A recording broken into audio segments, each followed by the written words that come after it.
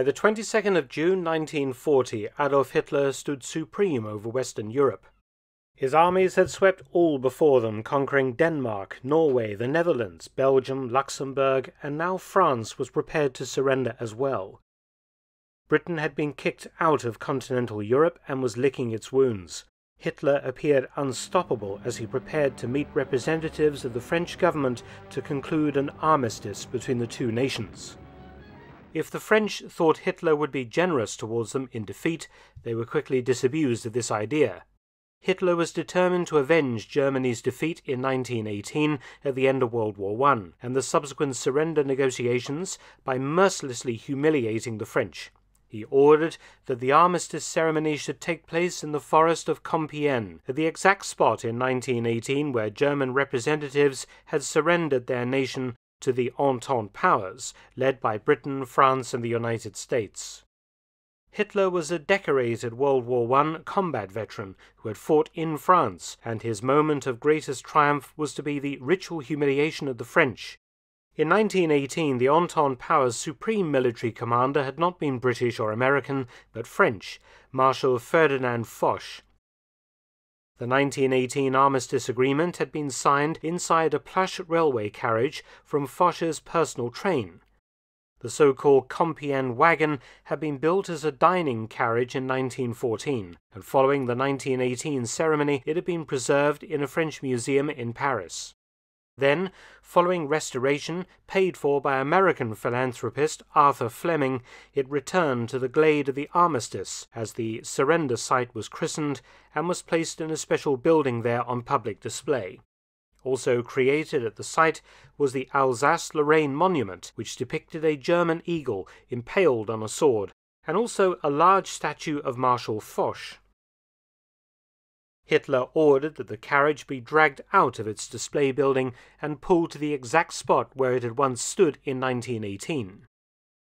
On the 22nd of June 1940, Hitler, accompanied by Hermann Göring, Rudolf Hess, Joachim von Ribbentrop, and a panoply of Nazi civil and military officials, arrived at the Glade of the Armistice, his face, according to American newspaperman William L. Shirer, quote, afire with scorn, anger, hate, revenge, triumph, end quote.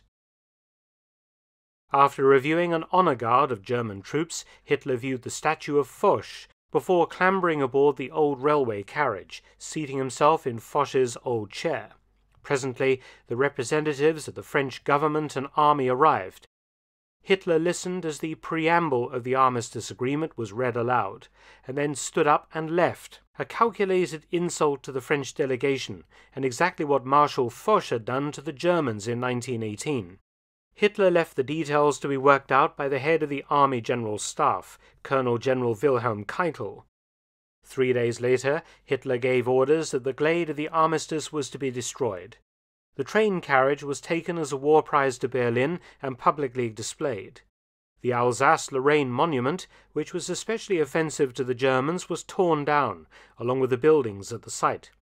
But Hitler ordered the statue of Marshal Foch be left standing, so it would survey only a wasteland, as he said. In 1944, the train carriage was sent to Thuringia as Allied air raids on Berlin increased in ferocity. It was moved again to Rula and then Gotha Krawinkel.